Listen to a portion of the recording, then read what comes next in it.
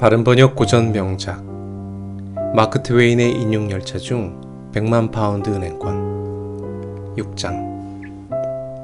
일자리에 대해 많이 생각해 보았다. 희망이 솟아났다. 급여가 꽤 높을 것 같다. 한 달 후에 일을 시작하면 생활은 나아질 것이다. 그러자 금세 기분이 좋아졌다. 나는 어느덧 다시 거리를 걷고 있었다. 양복점이 눈에 들어오자 다 해진 옷을 벗어 던지고 다시 깔끔하게 옷을 차려입고 싶은 충동이 생겼다. 내게 그럴 만한 여유가 있나? 아니지. 나는 100만 파운드 말고는 돈이 한 푼도 없지. 그래서 체념하고 그냥 지나치려고 했다. 하지만 다시 되돌아오고 말았다. 유혹 때문에 마음이 정말 괴로웠다. 그냥 지나쳐야 했지만 마음속에서 갈등하며 양복점 앞을 6번이나 왔다 갔다 했다. 마침내 어쩔 수 없이 굴복했다. 나는 점원에게 주문받았다가 잘못 만든 옷이 없느냐고 물어봤다. 그 점원은 다른 점원을 향해 고갯짓을 했다. 그래서 내가 그 점원에게 가리키는 대로 갔지만 그 역시 아무 말 없이 머리로 다른 점원을 가리켰다. 다시 가리킨 그 점원으로 내가 다가가자 그 점원이 이렇게 말했다. 잠깐 기다려 보세요. 나는 그가 하던 일을 다 마칠 때까지 기다려야 했다. 그리고 나서야 그는 나를 뒤쪽 방으로 데리고 갔다. 그리고는 못쓰게 된 양복들을 뒤지더니 그 중에서 가장 허름한 옷 한 벌을 골라주었다. 옷을 입어보니 치수도 맞지 않고 보기에도 좋지 않았지만 새 옷이다 보니 어쨌든 갖고 싶은 마음이 생겼다. 나는 자신 없게 말했다. 저 편의를 좀 봐주세요. 며칠 기다려주면 돈을 갚을게요. 지금은 잔돈이 없어서 그래요. 그러자 점원은 화가 난 듯 한껏 비웃으며 말했다. 오, 잔돈이 없다고요? 좋아요. 물론 이시겠죠. 기대도 안 했어요. 손님 같은 신사들은 늘 큰 돈만 갖고 다니시죠? 그 말에 나는 화가 나려고 했다. 이봐요. 처음 보는 사람을 옷차림만 보고 판단하는 건 좋지 않습니다. 이 옷값 정도는 충분히 낼 수 있어요. 액수가 너무 커서 거스름돈을 주기 힘들어서 그러는 것이요. 7장. 거만한 태도는 약간 누그러졌지만 점원의 말투는 여전히 도도했다. 손님께 특별히 나쁜 뜻을 품고 드린 말씀은 아니었습니다. 저를 질책하시는데 얼마짜리 지폐를 가지고 계신지는 모르겠지만 바꿔드릴 돈이 없다고 단정 짓는 건 좀 지나치지 않나 생각합니다. 우리는 얼마든지 거슬러 드릴 수 있습니다. 그래서 나는 수표를 점원에게 내밀며 말했다. 아, 그렇다면 사과할게요. 점원은 활짝 웃으며 그 수표를 받았다. 웃으면서 생긴 주름은 마치 연못에 벽돌을 던졌을 때 수면 위에 나타나는 소용돌이와 비슷해 보였다. 수표를 보고 나자 그의 얼굴은 노랗게 굳었다. 표정을 보니 폼페이의 베수비오 화산에서 용암이 작은 평지로 흘러내려 벌레가 구불구불 지나가다 그대로 굳어진 모습과 흡사했다. 웃는 표정 그대로 정지되어 있는 모습을 본 적이 없고 앞으로도 그럴 것 같다. 점원은 수표를 손에 쥔 채 꼼짝 않고 서 있었다. 그러자 사장이 급히 다가오더니 무슨 일이 생겼냐고 큰 소리로 물었다. 손님, 뭐가 잘못됐습니까? 무슨 일인가요? 부족한 게 있으신가요? 내가 말했다. 별일 아니에요. 거스름돈을 받으려고 기다리는 중이랍니다. 이런, 어서 거스름돈 드려, 도드. 얼른 드리라고. 그러자 점원이 대꾸했다. 거스름돈을 드리라고요? 말하기는 쉽죠. 직접 이 수표를 확인해 보세요. 사장은 수표를 살피더니 감동받은 듯 낮은 휘파람 소리를 내고는 황급히 반품된 옷더미로 가더니 열심히 뒤적거리면서 흥분된 어조로 계속 중얼거렸다. 말도 못할 정도로 형편없는 옷을 괴짜 백만장자에게 팔려고 하다니 토드 이 멍청한 녀석 정말 멍청해. 늘 이런 식으로 일처리를 하니 말이야.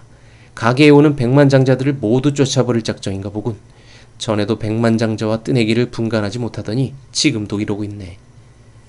아, 여기 있네요, 선생님. 그 옷은 벗어서 그냥 불 속에 던져버리세요. 저 셔츠와 양복 한번 입어보시겠어요? 그거요. 예, 바로 그곳이요. 수수하지만 고급스러워 보이고 소박하지만 화려해 보이죠. 선생님도 아실만한 외국의 왕자님들이 주문해서 만든 거랍니다. 그분은 대공이시며 할리팩스의 군주시죠. 어머니가 돌아가시면서 상복을 입어야 해서 주문했는데 그대로 두셨어요. 어머니가 돌아가시지 않아서요. 하지만 괜찮습니다. 늘 저희가 바라는 대로 일이 진행될 수는 없으니까요. 그러니까 손님들도 좋아요. 바지도 잘 어울립니다. 매력적이신데요.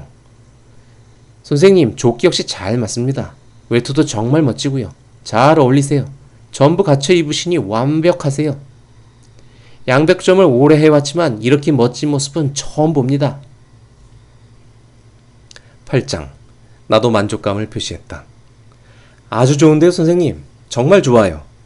하지만 이 옷은 임시 방편용입니다. 저희가 선생님 몸치수에 딱 맞는 옷을 어떻게 만드는지 기대해 주십시오. 토드, 메모지와 펜을 가져오게. 받을 적을 준비를 하고 있어. 다리 길이 32인치. 내가 말도 꺼내기 전에 몸치수를 재더니 주인은 외출복, 예복, 셔츠 등 온갖 옷들을 주문하고 있었다. 이때다 싶어 말을 꺼냈다. 하지만 주인 양반, 무한정 기다려주거나 수표를 바꿔주지 않으면 이 옷들을 주문할 돈이 없어요. 무한정이라뇨?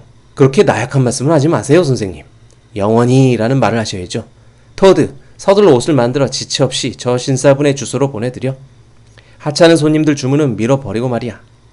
주소를 받아줬고, 그리고 전 이제 거처를 옮길 예정입니다.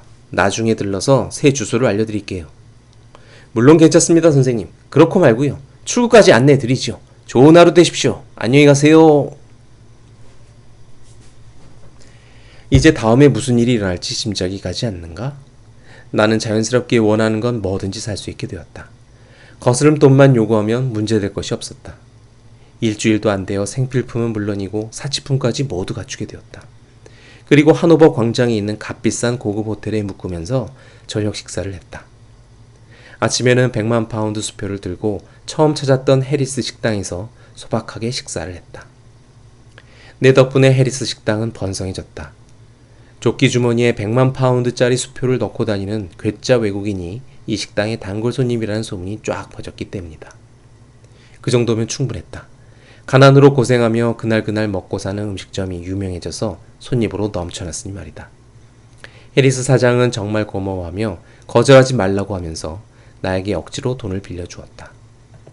가난했지만 쓸 돈이 있었기 때문에 가쁘나 유명 인사라도 된 것처럼 살았다. 하지만 얼마 가지 않아 큰 문제가 일어날 것 같은 생각이 들었다. 이대로 있다가는 바다를 헤엄쳐 건너거나 가다가 물속에 빠져 죽는 신세가 될 것이 뻔했다. 만일 그렇지 않다면 대수롭지 않게 웃어넘길 상황이겠지만 아시다시피 진지하고 냉철하면서 비극적인 재앙이 곧 들이닥칠 만한 위험 요소는 분명히 있었다. 밤이 되어 어두워지면 비극적인 상황이 눈앞에 펼쳐져서 늘 내게 겁을 주며 경고했다. 그래서 나는 한숨 짓고 뒤척이느라 제대로 잠을 이루지 못했다. 하지만 기분 좋은 햇살을 받으면 불안감은 점점 사그라지고 구름 위를 걷는 것처럼 걸으며 현기증이 날 정도로 행복감에 젖었다. 9장. 당연한 일이었다. 이미 나는 세계의 주요 도시인 이곳 런던에서 저명 인사로 알려졌다. 약간, 아니 매우 많이 도취되어 있었다. 잉글랜드, 스코틀랜드, 아일랜드의 모든 신문에서도 조끼 주머니에 100만 파운드를 넣고 다니는 사람의 최근 언행을 보도한 기사를 쉽게 찾아볼 수 있었다. 처음에는 내 기사가 가심란 맨 아랫부분에 있었지만 유명세가 점점 높아짐에 따라 다음번에는 기사, 다음번에는 준남작, 또 그 다음에는 남작에 대한 기사보다 더 높은 곳을 차지했다. 급기야는 더 이상 오를 수 없는 곳까지 올라가서 내 이야기가 공작들보다 위에 있었을 뿐만 아니라 영국의 대주교를 제외한 다른 성직자들보다 높은 자리에 있었다. 하지만 그렇다고 진정한 명성을 얻은 것은 아니었다. 달갑지 않은 유명세를 탔을 뿐이었다. 때마침 상황을 반전시킬 만한 일이 생겼다. 만화 잡지 펀치에서 내 모습을 캐리커처로 실었다. 자위를 수여받은 것과 변줄 만한 일이었다. 그 일은 사라지기 십상인 악명의 덩어리를 지속적으로 빛나는 명성으로 바꾸는 계기가 되었다. 그래, 이제 나는 확실히 성공한 사람이다. 내 위치도 확고하다. 여전히 나를 조롱할지 모르겠지만 사람들은 예의를 지키며 공손하고 차분하게 나를 대했다. 나에게 미소를 보낼 수는 있지만 비웃을 수는 없게 되었다. 나를 조롱한 것은 이미 지나간 일이었다. 펀치는 나를 누더기 차림으로 런던 탑으로 들어가려고 경비병과 한창 흥정하고 있는 모습으로 묘사했다. 좋다. 이전에 신문 기사에 한 번도 등장한 적 없는 젊은 친구에게 이제 어떤 일이 벌어질지 상상해 보시라. 내가 하는 말이 전부 기사거리가 되고 내 말은 사람들 입에서 입으로 회자되어 외국에까지 퍼져나갔다. 거리를 지나갈 때 저기 그 사람 지나간다. 그 남자야. 라는 말을 들었고 아침 식사를 할 때는 나를 보려고 구경꾼들이 몰려들었다. 또한 오페라 극장 특별석에 앉아있으면 수천 개의 오페라 안경이 나에게 집중됐다. 말 그대로 환희에 휩싸여 하루하루를 보냈다. 나는 누더기같이 해진 예전의 옷을 잘 보관해 두었다가 이따금 그 옷을 입고 사람들 앞에 나타나곤 했다. 물건을 사다가 모욕당했을 때 100만 파운드 은행권을 보여주면서 나를 비웃던 사람들을 골탕 먹였던 예전의 즐거움을 느끼기 위해서였다. 하지만 더 이상 그런 짓을 할 수 없었다. 신문에 나온 사파 때문에 사람들이 내 옷차림을 알아채기 때문이다.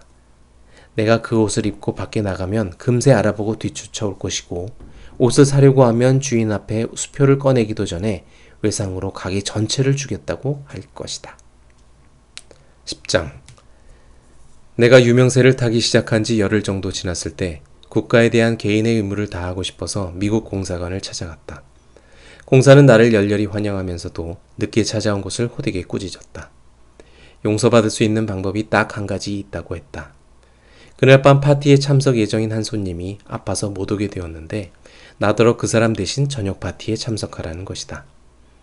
나는 그 파티에 가기로 하고 공사와 이런저런 이야기를 나누었다. 알고 보니 공사는 내 아버지와 어린 시절 학교 동창 사이였다. 나중에 예일 대학에서도 함께 공부했고 아버지가 돌아가실 때까지 늘 친한 친구로 지냈다고 한다. 그러자 그는 나더러 시간이 날 때면 언제든지 자기 집에 들르라고 했고 나도 물론 기꺼이 그럴 생각이었다. 사실 마음속으로는 그 이상으로 기뻤다. 나중에 어려운 일이 생겼을 때 그라면 내가 파멸의 구렁텅이로 빠지지 않도록 구제해 줄 수 있다는 생각이 들었기 때문이다. 어떤 식으로 구제해 줄지 모르지만 그에게 방법이 있을 것만 같았다. 런던에 와서 이 어처구니 없는 일에 휘말릴 무렵 그를 알았더라면 내 상황을 말할 수 있었겠지만 차마 이제 와서 그에게 속마음을 털어놓을 수는 없었다. 다시 말하면 나는 이 일에 이미 너무 깊이 연루되어 있어서 위험을 무릅쓰고 새롭게 알게 된 사람에게 사실을 전부 털어놓기 힘든 상황이었다. 그래도 감동 못할 정도는 아니었다.